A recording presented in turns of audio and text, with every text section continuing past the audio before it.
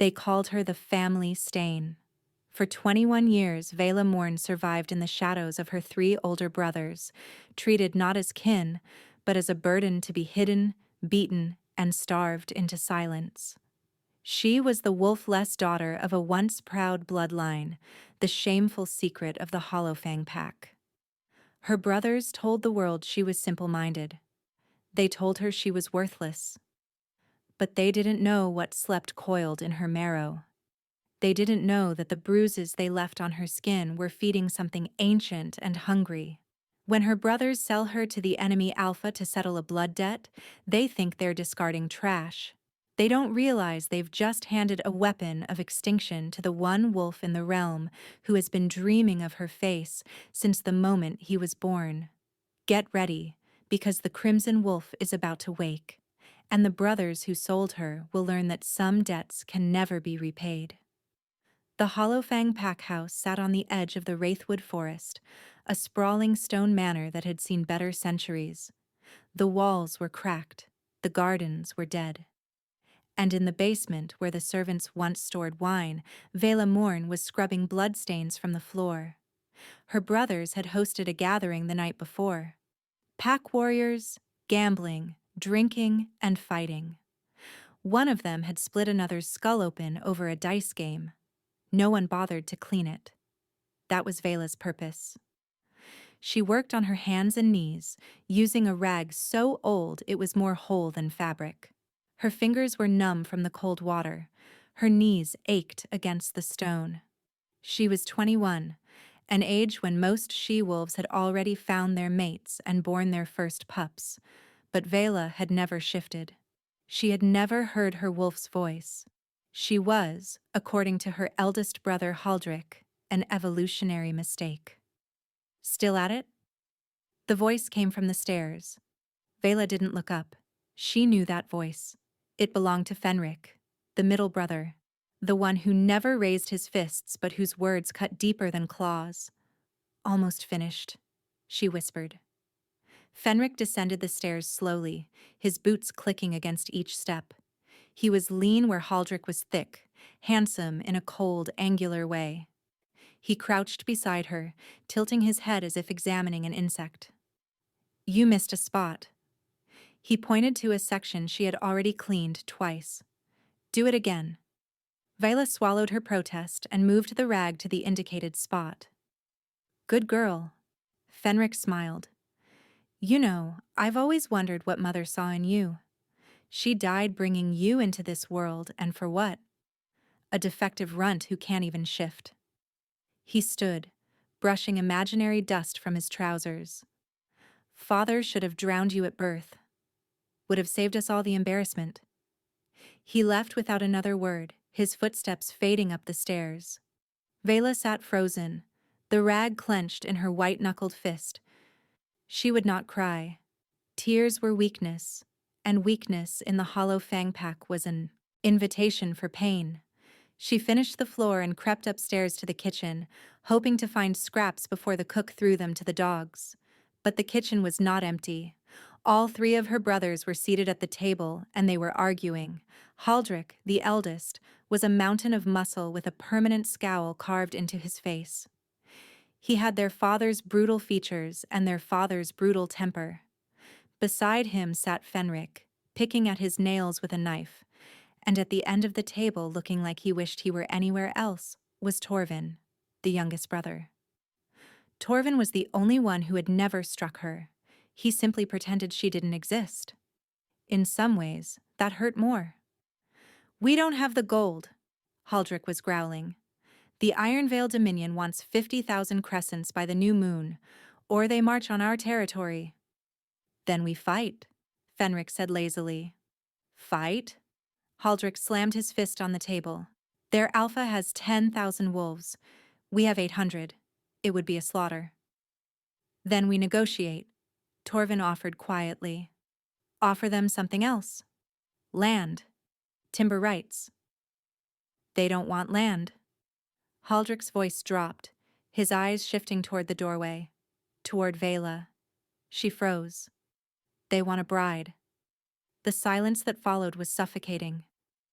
Viola felt the blood drain from her face as all three brothers turned to look at her. Haldrick's lips curled into something that was almost a smile. The Iron Veil Alpha sent a message last month. He's unmated. He's looking for a female of noble blood to seal an alliance. Haldrick stood, walking toward her with slow, deliberate steps. And you, dear sister, despite your many defects, are technically of noble blood.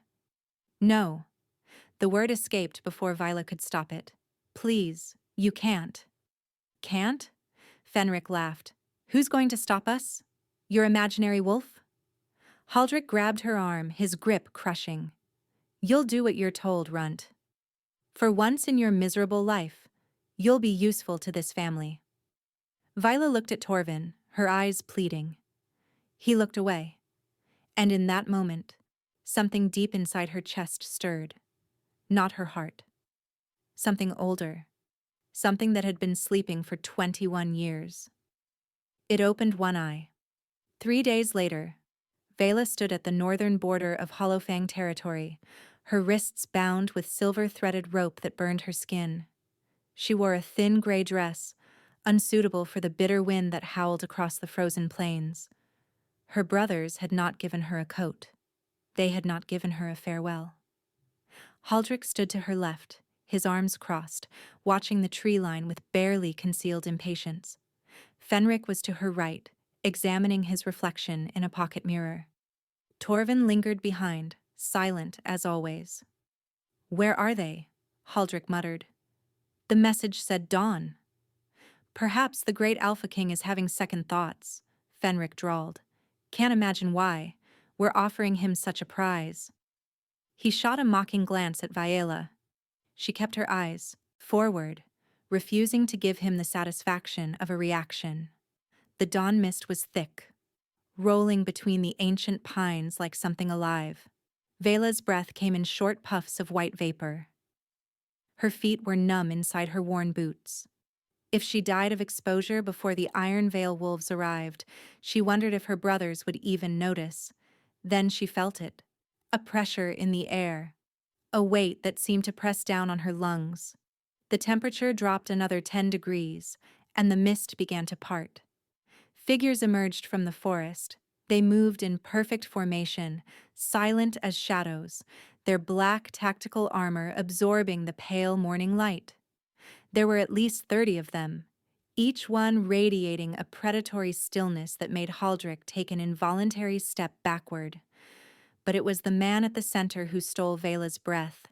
He was tall, broad-shouldered, with dark hair that fell across a face carved from granite and moonlight. A scar ran from his left temple to his jaw, pale against his tanned skin. His eyes were the color of a winter storm, gray and silver and utterly unreadable. He wore no crown, no ceremonial robes, just black leather and steel. But there was no mistaking what he was. The power rolling off him was suffocating. Alpha King Kalen Vex of the Iron Veil Dominion. Vela's knees buckled, not from fear, from something else entirely. A magnetic tug in her gut, a heat that sparked behind her ribs despite the freezing wind. She didn't understand it. She couldn't explain it. But the moment his eyes found hers, Kalen Vex stopped walking. He went completely still. His warriors halted behind him, exchanging confused glances. The Alpha King's unreadable expression shifted, replaced by something Vela couldn't name. Shock, recognition, hunger. You, he breathed. The word was barely audible, but Vela heard it as if he had spoken directly into her mind. Haldrick stepped forward, oblivious to the tension crackling in the air. Alpha Vex. As promised, we've brought the female. She's wolfless and a bit scrawny, but her blood is pure Hollowfang nobility. This should settle our debt in full.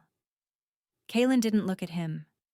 His iron gaze remained locked on Vela, burning with an intensity that made her heart stammer. Who bound her? Kalen's voice was quiet, dangerously quiet. Haldrick blinked. The silver rope? It's a precaution. She's a flight risk. Not that she could get far with those weak legs. Who bound her? The question cut through the air like a blade. Fenric's smirk faltered. Torvin took a step back. Even Haldrick, for all his bluster, seemed to sense that something had shifted. Kalen walked forward. His warriors parted for him like water around a stone. He stopped directly in front of Vela, so close she could smell him. Pine, wood smoke, and something electric, like the air before a lightning strike. He reached down and took her bound wrists in his hands. His touch was impossibly gentle. "I've seen your face every night since the moment I drew my first breath," he murmured, low enough that only she could hear. "And in every dream, you were wearing a crown." Then, with a single flex of his grip, he snapped the silver rope like thread. The rope fell to the frozen ground. The burns on Vila's wrists were already beginning to fade, though she didn't notice. She was too busy staring at the Alpha King who had just destroyed her bindings as if they were made of paper. Haldrick found his voice first. "What are you doing? She's yours now. There's no need to—" "Yours?" Kalen turned slowly.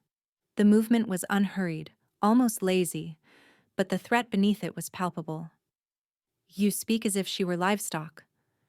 "She's a treaty bride," Fenric interjected, stepping beside Haldrick with a diplomatic smile. "A gift to seal our alliance. Surely you understand the transactional nature of—" "I understand that you bound a woman of noble blood with silver rope." Kalen's voice hadn't risen, but the temperature seemed to drop another 10 degrees. "I understand that she arrived without a coat in the dead of winter. I understand that her wrists are scarred from more than just today's bindings." He took a step toward the brothers, then another. "I understand that you expected me to accept damaged goods and be grateful for it." Haldrick's face reddened. "Now see here, Alphavex, we had an agreement. 50,000 crescents or a bride of noble blood. We've delivered. The debt is cleared." "The debt is cleared," Kalen agreed. His voice was soft as silk wrapped around a dagger. "But I find myself curious about something. You have 500 eligible she-wolves in your pack. Daughters of warriors, merchant families, even a few distant cousins of pure lineage, yet you chose to send me her." He gestured toward Vela without looking at her. "The one you beat, the one you starved, the one you kept in a basement." Kalen tilted his head. "Why?" Fenric's composure faltered. "How do you know?" "I know everything." Kalen smiled, and it was a terrible thing, all teeth and cold promise. "Did you think I would accept a bride without investigating her background? Did you think I was a fool?" He let the question hang in the air. "You sent her because you thought she was worthless, wolf-less. A shameful secret you could finally dispose of. You assumed I would use her, discard her, or simply let her die in the winter snows." Kalen's slate-colored eyes darkened to iron. "You miscalculated." Haldrick's hand moved toward the blade at his waist. "Bad idea." In the span of a heartbeat, Kalen's warriors had drawn their weapons. 30 bows, 30 blades, all aimed at the 3 Hollowfang brothers. "Touch that sword and you'll lose the hand," Kalen said pleasantly. "Then I'll take the other one for making me repeat myself." Haldrick's hand froze. Vela watched this unfold in stunned silence. She had been prepared for humiliation. She had been prepared for cruelty. She had expected the enemy Alpha to look at her with the same disgust her brothers did. She had not expected this. Kalen turned back to her, and his entire demeanor shifted. The cold fury melted away, replaced by something almost tender. He shrugged off his black leather coat and draped it around her shoulders. It was warm, heavy, and smelled like him. "Can you walk?" he asked quietly. Vila nodded, not trusting her voice. "Good." He offered her his arm, a gesture so formal, so respectful, that it made her throat tighten. "Then let me take you home, Vila Morn." He knew her name. He knew her name, and he spoke it like it mattered. You can't just take her and leave, Haldrick spluttered. We need assurances, documentation, a formal... Commander Rael, Kaelin said, not bothering to look back. A tall woman with silver-streaked hair stepped forward. Provide the Hollow Fang delegation with their documentation, then escort them back to their border. And if they resist, my king? Kaelin considered this for a moment. Then remind them that resisting the Ironvale Dominion is unwise. He began to walk, guiding Viola toward the tree line. His warriors fell into formation around them, a protective wall of black armor and deadly silence. Viola glanced back over her shoulder. Her brothers stood frozen in the snow, their faces cycling through confusion, anger, and something that might have been the first stirrings of fear. Fenric's mask had slipped entirely. He looked like he was going to be sick. Good, whispered a voice in Viola's mind, a voice she had never heard before. Low, ancient, hungry. Let them choke on their regret. Viola stumbled. Kaelin's hand tightened on her arm, steadying her. Easy, he murmured. You're safe now. But Vela barely heard him. Her heart was pounding. Her skin felt too tight. That voice, that beast coiled in her marrow, it was faint, barely a whisper, but it was there. Something inside her was waking up, and it was furious. Viola woke to warmth. It was such an unfamiliar sensation that for a moment she thought she was dead. Surely this was the afterlife. Soft sheets, a crackling fire, and the scent of lavender in the air. The basement floor had never smelled like lavender. She opened her eyes. The room was enormous. Vaulted ceilings of dark timber arched overhead, supported by beams carved with ancient wolf motifs. A fire roared in a stone hearth large enough to stand in. The bed beneath her was a cloud of silk and velvet, piled with furs so soft they felt like water against her skin. Floor-to-ceiling windows revealed a view that stole her breath. Snow-capped mountains pierced a violet sky. Far below, she could see the glittering lights of a city carved directly into the mountainside. It was beautiful. It was terrifying. This was not Hollowfang territory. Vela sat up too quickly. Pain lanced through her skull and the room tilted. She grabbed the headboard, steadying herself. The disorientation will pass. The deep voice came from the shadows near the window. You've been asleep for almost 2 days. Your body needed to recover. Kaelin Vex stepped into the firelight. He had changed from his tactical armor into simple dark clothing, a gray sweater, black trousers. He looked almost approachable.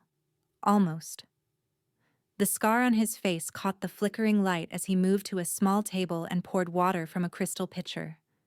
He brought it to her slowly, his movements deliberate, unthreatening. Drink, he said. You're dehydrated. Viola took the glass but didn't drink. Her fingers trembled against the crystal. Where am I? The Ironvale Citadel? My home. Kaelin sat in an armchair near the bed, maintaining a respectful distance. You collapsed at the border. The silver poisoning in your blood combined with exhaustion and malnutrition.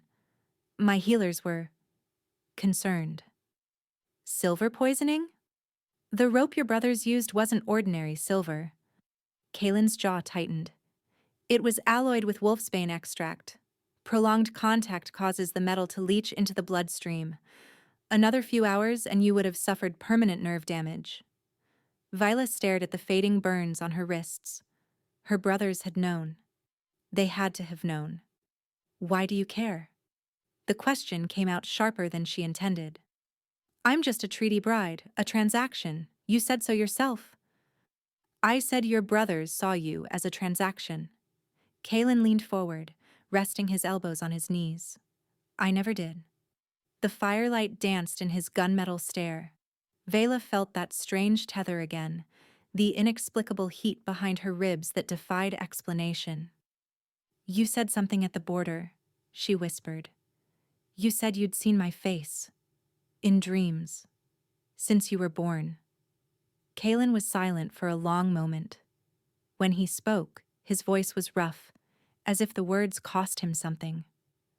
The dreams have been with me since my first night in this world. My mother told me I cried for hours after I was born, but the moment I fell asleep, I went quiet. She said I smiled. He paused. I was dreaming of you. Vila's breath caught. As an infant, I didn't understand the visions. Just colors, warmth, a presence that felt like safety. As I grew older, the dreams became clearer. I saw a woman running through a forest of fire, a woman standing on a mountain of bones, light pouring from her hands, a woman sitting by a frozen lake, and I could almost hear her voice. He looked at her with an intensity that made her skin prickle. By the time I was 12, I could draw your face from memory. I sent scouts to every pack on the continent with that sketch.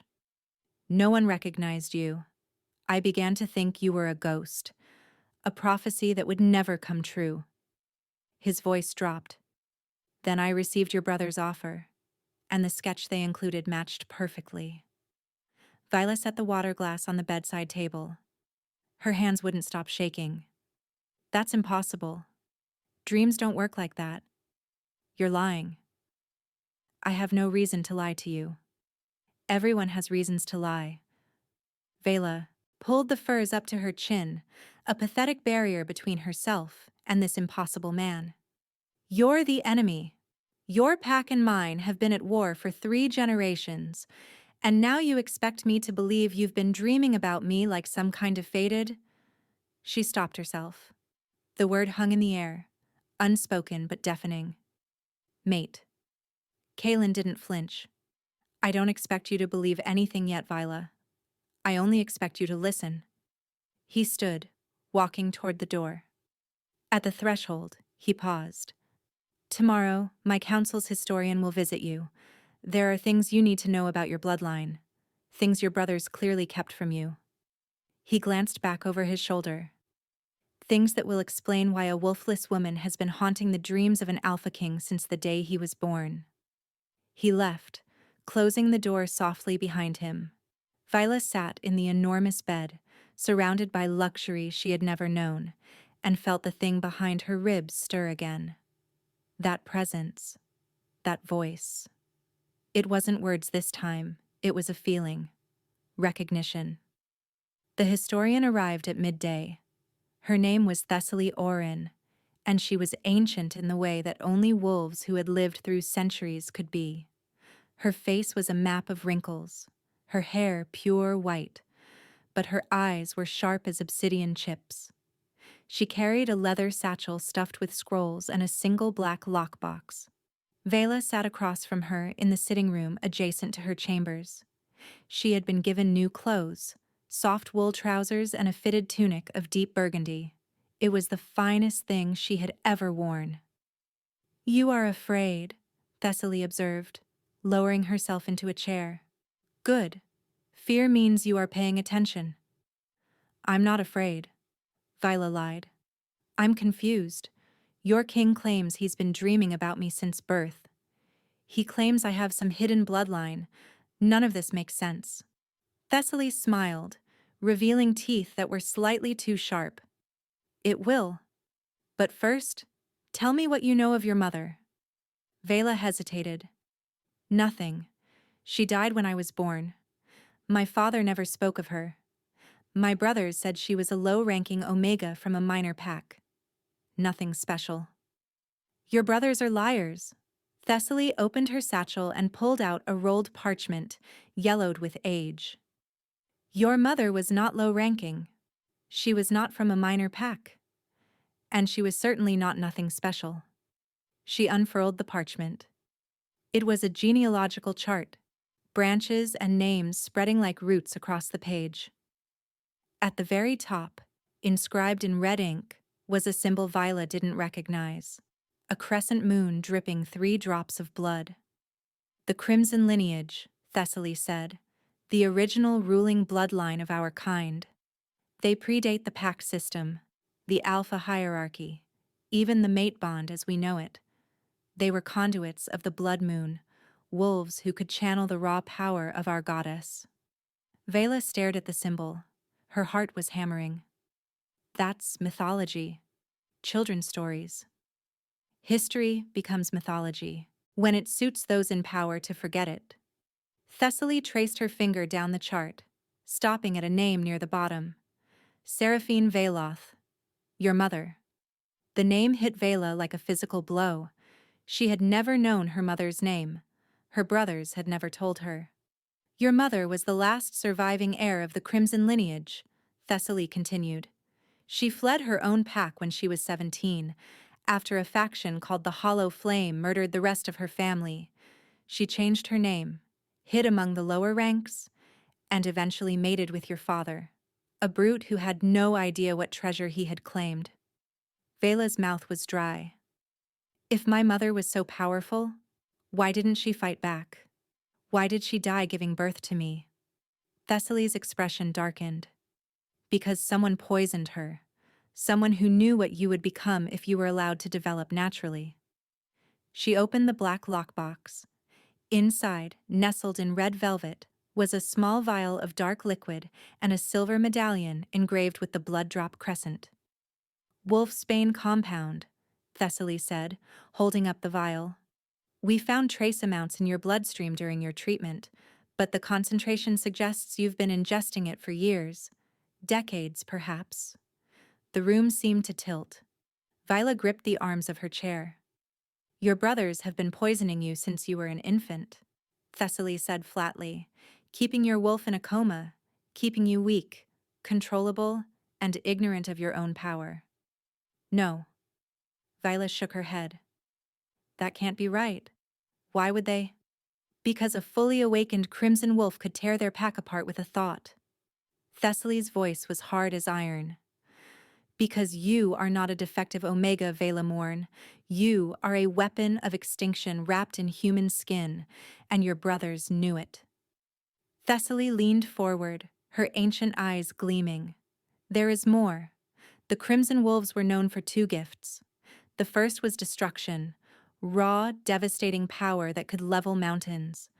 But the second was rarer, appearing only once every few generations. She paused.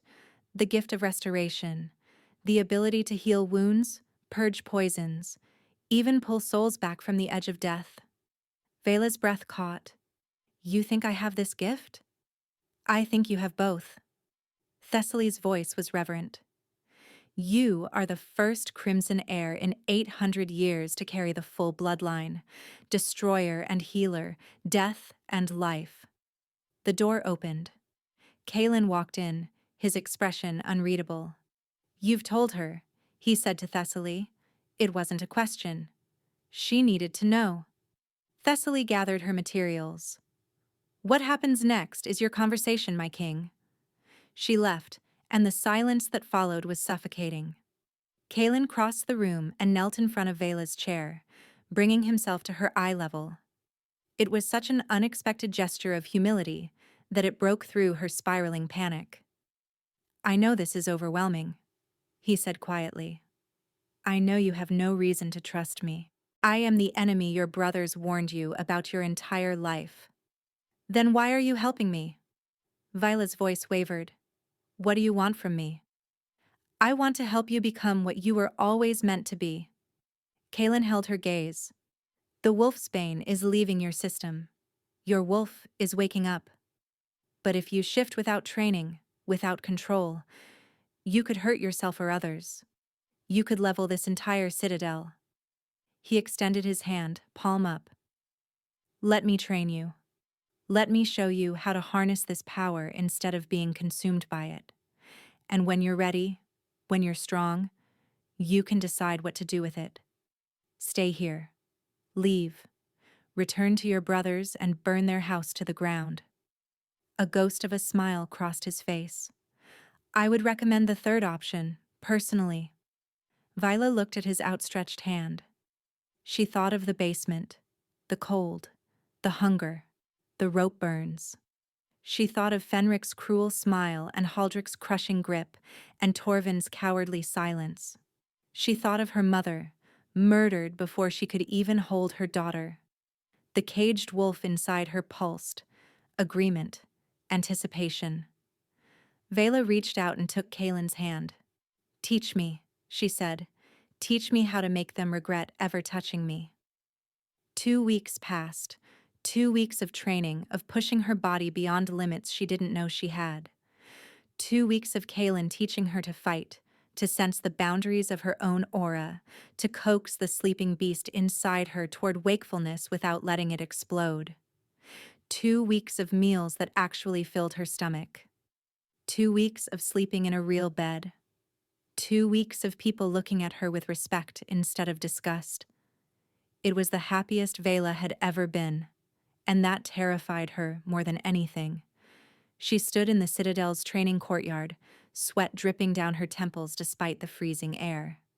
Kaylin circled her, correcting her stance, adjusting the grip on her practice blade. "You're still dropping your left shoulder," he said. "A trained fighter would exploit that opening in a heartbeat." "Then stop circling me like a vulture and actually attack." Kaylin raised an eyebrow. A smile tugged at his scarred lips. He moved. Vela barely saw it. One moment he was 3 feet away. The next his blade was at her throat. His body pressed against her back. His breath warm against her ear. "Dead," he murmured. Vila's heart was pounding, and not just from the exertion. The heat behind her ribs flared. Her wolf stirred, restless, wanting. "That's cheating," she managed. "You used alpha speed. Your enemies won't fight fair." Kaylin stepped back, giving her space. "Neither should you." Before Vela could respond, a horn sounded from the Citadel walls. 3 sharp blasts. Warning. Kaylin's expression hardened. "Stay here." "What's happening?" He was already moving toward the gate. Commander Rael met him halfway, her face grim. "3 wolves at the southern border, my king. They're demanding an audience." Rael's jaw tightened. "They're from Hollowfang." Vela's blood turned to ice. No, not yet. Not when she was finally starting to feel safe. Kaylin glanced back at her. Something fierce flashed in his winter storm eyes. "Let them in," he said. "I want to hear what they have to say." The throne room of the Ironvale Citadel was carved from black granite, lit by torches that burned with blue flame. The obsidian throne sat on a raised dais, a seat of power that radiated cold authority. Kaylin sat upon it, his posture relaxed but his gaze sharp as daggers. Vela stood to his right, wearing the training leathers she hadn't had time to change out of. She refused to hide. She refused to cower. "Let them see me," she thought. "Let them see what they threw away." The doors opened. Haldrick strode in first, his bulk barely contained by his formal armor. Fenric followed, his diplomatic mask firmly in place, and behind them, looking like he wanted to disappear into the floor, was Torvin. Haldrick's eyes found Vila immediately. Something flickered across his face. Surprise, perhaps, at her clean clothes and straight posture. At the muscle she had already started to build. At the way she met his gaze without flinching. "Alpha Vex," Haldrick said, executing a stiff bow. "Thank you for receiving us." "I didn't receive you out of courtesy," Kaylin replied. "I received you because I'm curious what possible reason you could have for showing your face in my territory after our last conversation." Fenric stepped forward, smooth as oil. "We've come to discuss a misunderstanding regarding our sister." There was no misunderstanding. Kaylin's voice could have frozen the torches. "You sold her. I bought her. Transaction complete." "Ah, but that's precisely the issue." Fenric's smile didn't reach his eyes. "You see, we've recently discovered that the terms of our agreement may have been incomplete." He pulled a scroll from his coat. "According to the old laws, a female of noble blood cannot be transferred between packs without her formal consent, documented and witnessed by a neutral party. We have no such documentation." Fenric's smile widened. "Which means, legally speaking, the transfer is void." Vela is still Hollow Fang property. Vela's hands curled into fists. Property. Even now, that's all she was to them. Furthermore, Fenric continued, we've learned that our sister may possess certain hereditary qualities that were not disclosed at the time of sale. The Ironvale Dominion cannot legally retain a Crimson lineage heir without the approval of the Continental Council. The throne room went deathly silent. Kaelin leaned forward, his eyes darkening. And how, exactly, did you learn about her lineage? Fenric hesitated. It was Haldrick who answered, his voice a growl. We intercepted one of your messengers 3 days ago. The fool was carrying a report about her blood work to the Continental Archives. His lips twisted into a sneer. You should train your couriers better. Kaelin's jaw tightened, but he said nothing. What matters, Haldrick continued, is that she belongs to us. She's our blood. Our responsibility. Your responsibility? Vila's voice cut through the hall like a blade. All eyes turned to her. She stepped forward, descending 1 step from the dais. You starved me. You beat me. You kept me in a basement like an animal for 21 years. Her voice was steady, but the rage beneath it was molten. You poisoned me since infancy to keep my wolf asleep. And now you want me back? Haldrick's face reddened. You don't understand the complexities. I understand perfectly. Vila took another step. The beast inside her was growling, pressing against its cage. You didn't know what I was worth. And now that you do, you want to profit from me again. Vela. Torvin's voice was barely a whisper. Please, just come home. We can work this out. She looked at her youngest brother. For a moment. Just a moment. She saw the boy who used to sneak her extra bread when no one was watching. The boy who had stopped, eventually, because it was easier to pretend she didn't exist. I have no home, Vila said quietly. You made sure of that. Fenric's mask slipped. Anger flashed beneath the surface. The council will hear of this, he spat. You cannot keep a crimson heir against the old laws. If you do not return her willingly, we will petition for a trial of blood. The words echoed through the throne room. Kaelin rose from the throne. He descended the steps slowly, each footfall deliberate. A trial of blood, he repeated. You would invoke the ancient rites over a woman you treated as garbage? We invoke them over a woman who is legally ours. Haldrick stepped forward, emboldened. The choice is simple, Alpha Vex. Return her, or face the trial. Kaelin stopped directly in front of Haldrick. Despite the Hollow Fang Alpha's bulk, Kaelin seemed to tower over him. Then I accept your trial, Kaelin said softly. But not for me. For her. Haldrick blinked. What? Kaelin turned to Vela. The trial of blood is an ancient challenge to determine rightful ownership, but the old laws also state that any party to the dispute may choose to represent themselves. His eyes met hers.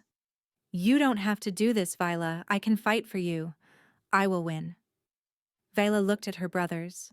She saw Haldrick's smug certainty, Fenric's calculating eyes, Torvin's pathetic guilt. She thought of 21 years of pain. No, she said. This is my fight. Her wolf howled in agreement. The Council of Elders arrived 3 days later. They came in a procession of black carriages drawn by wolves the size of horses, their ancient forms wrapped in gray ceremonial robes. 5 elders in total, each one representing a cardinal territory of the werewolf realm. Their faces were hidden beneath deep hoods, but their power was unmistakable, a pressure in the air that made even Kaelin's elite guards shift uncomfortably. The trial would be held at the Frostfire Arena, an ancient coliseum carved into the mountain behind the citadel. The floor was volcanic glass, black and razor-sharp, heated from below by magma vents. It was a place where disputes had been settled in blood for over 1,000 years. Vila stood at the edge of the arena, looking down at the obsidian floor. In a few hours she would be standing on that glass, fighting for her freedom. You can still change your mind. Kaylin's voice came from behind her. He had been watching her for the past hour, saying nothing, giving her space. No, I can't. Viola didn't turn around. If you fight for me, I'll always be the woman who needed saving, the weak Omega who couldn't stand on her own. There's no shame in accepting help. There is, when the help proves them right. Viola finally turned. Kaylin stood in the doorway, his arms crossed, his expression torn between frustration and something softer. My brothers think I'm nothing, she continued. They've thought it my entire life. If I hide behind you now, I'll be proving them right. I'll be the helpless runt they always said I was. Kaylin was silent for a long moment. Then he crossed the distance between them and took her hands in his. Your wolf is still waking, he said quietly. You've only been training for 2 weeks. Haldrick has been fighting since he could walk. Then I'll have to be smarter than him. And if you're not? If he overpowers you? Vela met his gaze. The invisible tether between them was stronger than ever. That inexplicable bond that made her want to lean into him, to trust him completely. Then at least I'll go down fighting, she said. That's more than I ever had before. Kaylin's jaw tightened. For a moment she thought he would argue further. Instead, he lifted her hands to his lips and pressed a kiss to her scarred knuckles. Then fight, Viola mourned. And when you win? His eyes darkened with promise. We'll discuss what comes next. The horn sounded. The trial was beginning. The arena was packed. Wolves from every territory had gathered to witness the spectacle. A crimson heir fighting for her freedom against the brother who had sold her. The elders sat in the highest box, their hooded faces inscrutable. Vala descended the stone steps to the arena floor. The volcanic glass was warm beneath her bare feet. She wore simple fighting leathers, her pale hair braided back from her face. Across the arena, Haldrick was already waiting. He had stripped to the waist, his massive torso covered in battle scars and ceremonial tattoos. He was grinning. Little sister, he called out, his voice echoing off the stone walls. I'm going to enjoy this. Rules of engagement, the head elder announced, his voice magically amplified. No weapons, no external interference. Shift is permitted. The fight ends when one party submits, is incapacitated, or is dead. Vela's heart hammered against her ribs. Her wolf was pressing against the thinning walls of its cage, eager, hungry. Additionally, the elder continued, as this trial involves a disputed crimson heir, the ancient protocols apply. Should the claimant lose, she will be returned to Hollow Fang custody. Should she win, all claims upon her are forfeit, and she is declared a free wolf under the protection of the Continental Council. Free. The word tasted like hope. Haldrick flexed his neck, rolling his massive shoulders. I won't kill you, he said, loud enough for the crowd to hear. I'll just break enough bones that you'll never walk again. Then you can spend the rest of your life crawling on the floor where you belong. Viola said nothing. She simply raised her fists. The elder's voice rang out. Begin. Haldrick didn't shift immediately. He wanted to humiliate her first. Viola could see it in his eyes, the need to prove his dominance in human form before unleashing his wolf. He thought this would be easy. He thought she was still the starving girl who flinched at his shadow. He was wrong. Haldrick charged, his massive fist swinging toward her head with enough force to shatter stone. Vela didn't block. She flowed. The movement came from somewhere deep inside her. Instinctual. Ancient. She sidestepped his blow by inches, feeling the wind of his knuckles against her cheek, and drove her elbow into his kidney. Haldrick grunted, stumbling forward. The crowd gasped. He spun, his face twisted with surprise and fury. Lucky shot. Was it? Viola circled him, light on her feet. The volcanic glass was warm but not painful. She could feel energy thrumming up through the floor, feeding the beast inside her. Haldrick attacked again, faster this time, a combination of strikes that would have overwhelmed any normal opponent. But Viola wasn't normal. Not anymore. She ducked, weaved, deflected. Every movement felt like water flowing around stone. Her wolf was guiding her, lending her speed and instinct she had never possessed before. She landed a palm strike to Haldrick's sternum. He staggered backward, wheezing. "Impossible," he snarled. "You're wolf-less. You're nothing." "Keep telling yourself that." Haldrick roared and shifted. The transformation was brutal and fast, bones snapping and reshaping in seconds. Where her brother had stood, a massive gray wolf now crouched, easily 8 feet at the shoulder. His eyes burned with amber rage, and saliva dripped from fangs the size of daggers. He lunged. Viola closed her eyes. "Come out," she whispered to the presence inside her. "It's time." The cage shattered. Red light exploded from Viola's body, so bright that the spectators shielded their eyes. Pain ripped through her, but it wasn't the agony she had expected. It was release. It was freedom. 21 years of suppression, of poison, of chains, all of it burning away in an instant. When the light faded, Viola was gone. In her place stood the crimson wolf. She was enormous, larger than Haldrick by half, her fur the deep red of arterial blood. Her eyes blazed like molten gold, and veins of crimson light pulsed beneath her coat like living fire. The volcanic glass beneath her paws began to splinter from the sheer pressure of her aura. Every wolf in the arena dropped to their knees, not by choice, by compulsion. The crimson wolf's dominance was absolute, a weight that pressed down on their very souls. Only Haldrick remained standing, but his legs were trembling. The arrogance had drained from his wolf's eyes, replaced by primal terror. Vela didn't give him time to recover. She moved like lightning, crossing the arena in a single bound, her jaws closed around Haldrick's throat, not to kill, but to control. She lifted him off his paws and slammed him into the volcanic glass with enough force to split the floor. Haldrick yelped, thrashing wildly. He clawed at her chest, drawing blood, but Viola barely felt it. The pain only sharpened her focus. She pressed down harder, her golden eyes boring into his. Submit. The command wasn't spoken. It was projected directly into his mind, a psychic shockwave that left no room for resistance.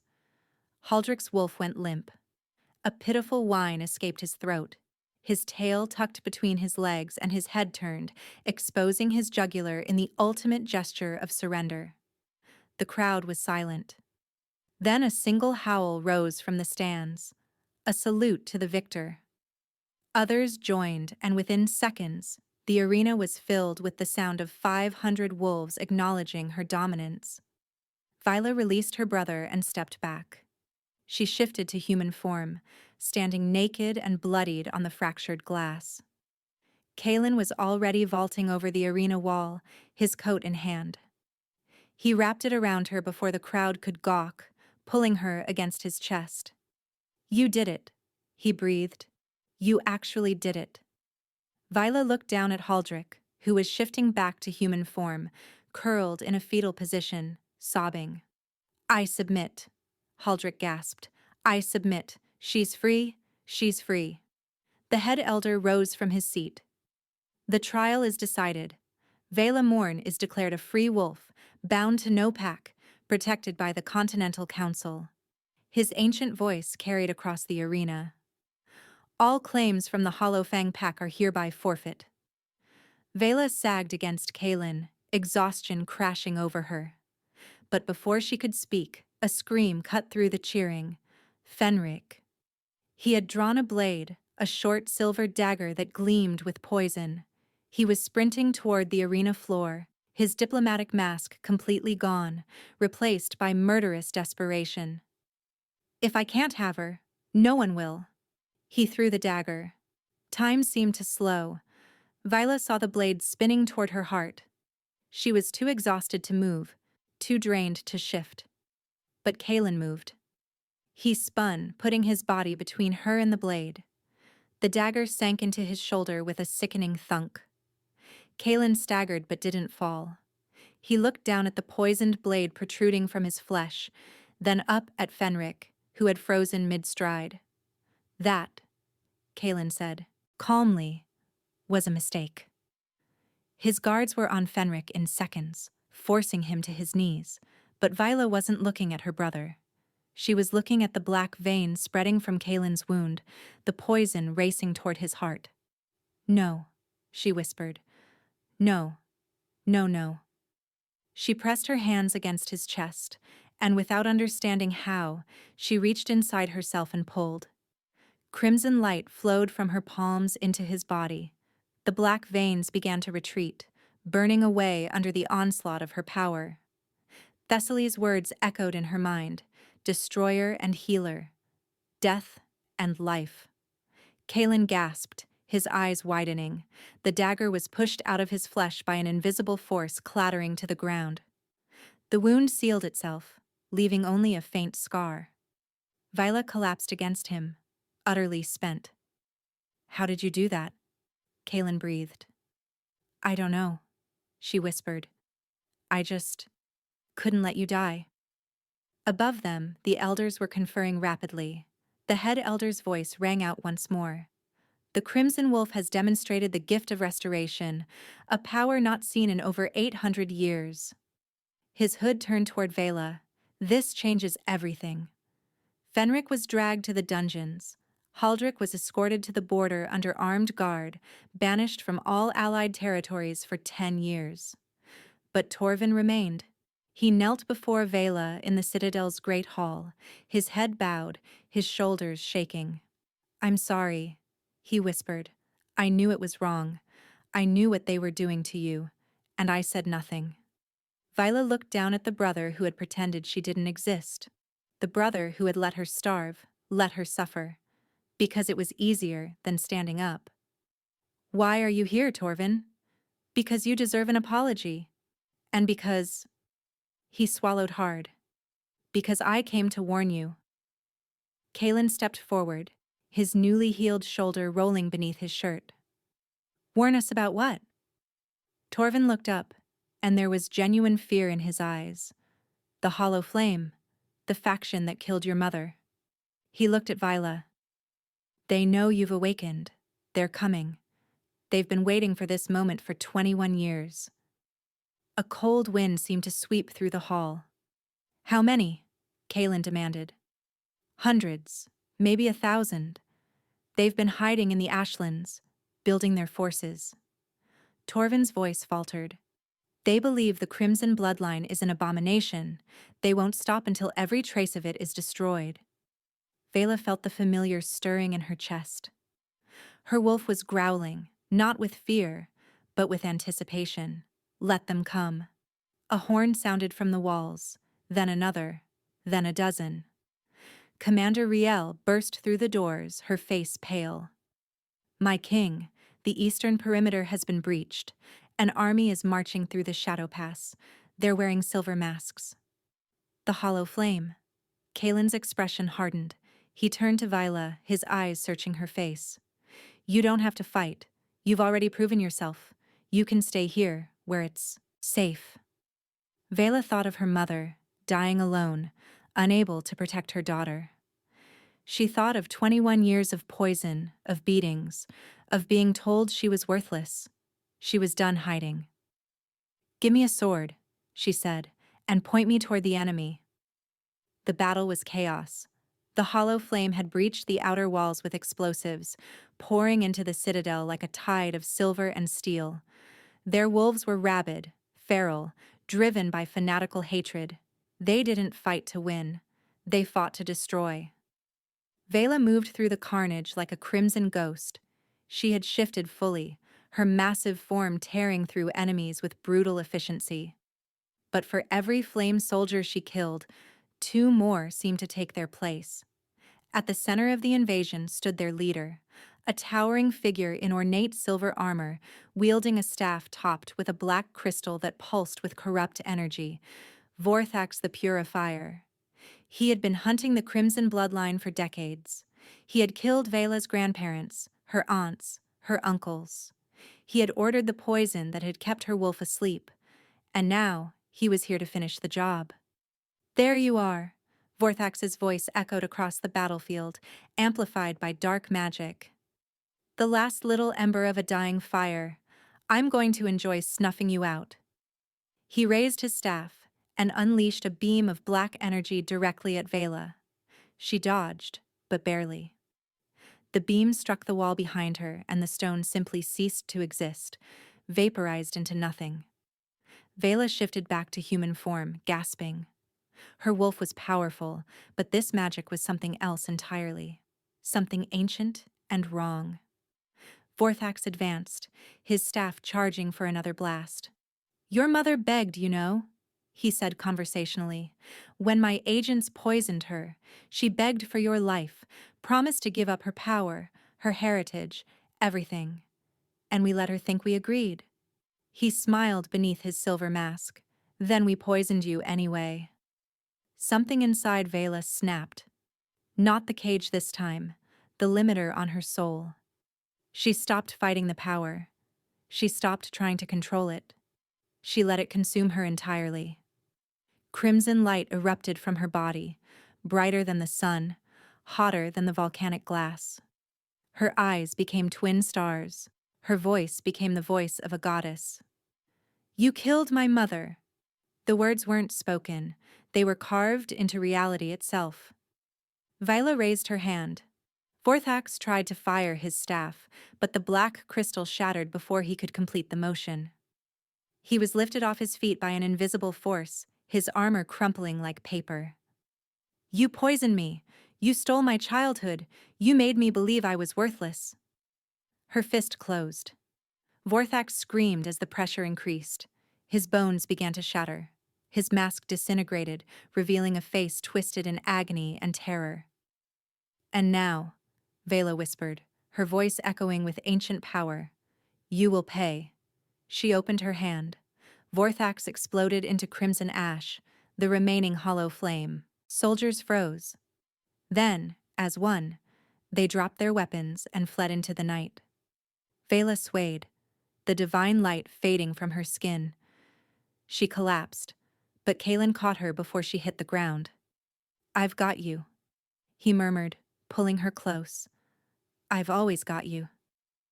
Vela looked up at him, exhausted beyond measure, but finally at peace. Is it over? She whispered.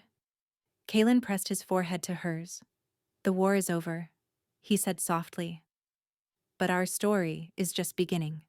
6 months later, the Iron Veil Citadel had never looked more beautiful. Banners of crimson and black hung from every tower. Flowers imported from the southern territories lined the Great Hall. Representatives from every pack on the continent had gathered to witness what many had thought impossible, the coronation of a Crimson Queen. Vela stood before a mirror in her chambers, barely recognizing the woman who stared back at her. She wore a gown of deep red silk embroidered with threads of gold. A crown of black iron and rubies rested on her pale hair. Her violet eyes, now permanently flecked with gold, held a quiet strength that had been forged in fire. A knock at the door. Enter. Torvin stepped inside, dressed in the formal attire of a Citadel advisor, a position Kaelin had offered him after he'd proven his loyalty during the Hollow Flame attack. He still carried guilt in his eyes. Probably always would, but he was trying to make amends. It's time, Your Majesty, he said quietly. Vila smiled. You don't have to call me that. Yes, I do. Torvin bowed his head. You earned it. They walked together to the great hall. The doors opened, and 1,000 wolves rose to their feet. Kaelin waited at the end of the aisle, standing before the twin thrones that had been installed on the dais. He looked magnificent in black and silver, his iron gaze fixed on her with an intensity that made her heart stutter. She walked toward him, and with every step, she felt the weight of her past falling away. The basement, the starvation, the beatings, the poison, gone. She reached the dais, and Kaelin took her hand, raising it to his lips. You look beautiful, he murmured. You look acceptable, she replied, and he laughed. A rare, genuine sound that made the crowd murmur with surprise. The head elder stepped forward, holding the ceremonial crown. Vela Morn, last heir of the Crimson lineage, do you accept the mantle of queen to rule beside King Kalen Vex and protect the wolves of this realm? Vela looked out at the crowd. She saw Torvin, standing proud. She saw Commander Rael, nodding with respect. She saw hundreds of wolves who had once been strangers, now her people. I accept. The crown was placed upon her head. The hall erupted into cheers. Kalen pulled her close, his lips brushing her ear. They're all kneeling for you now, he whispered. The girl who scrubbed floors, the runt they threw away. Vela turned to face him, her golden-flecked eyes shining. No, she said softly. They're kneeling for the woman who rose from the ashes. She kissed him then, in front of the entire court, and the cheers became a roar. Far away, at the edge of the Hollowfang border, Haldrick watched the distant celebration through a spyglass. His face was gaunt, his body weakened by months of exile. Beside him, Fenric sat in chains, awaiting transfer to a continental prison. Haldrick lowered the spyglass, his hands trembling. We made a mistake, he whispered. We made 100 mistakes. Fenric spat. And now we'll pay for every single one. The brothers had sold their sister to settle a debt. They never imagined she would become the most powerful wolf in the realm. They never imagined she would make them kneel. If you enjoyed this story and want more tales of rejected mates, hidden bloodlines, and enemies who become lovers, make sure to smash that like button, subscribe to the channel, and hit the notification bell so you never miss a new upload. Thanks for listening, and I'll see you in the next one.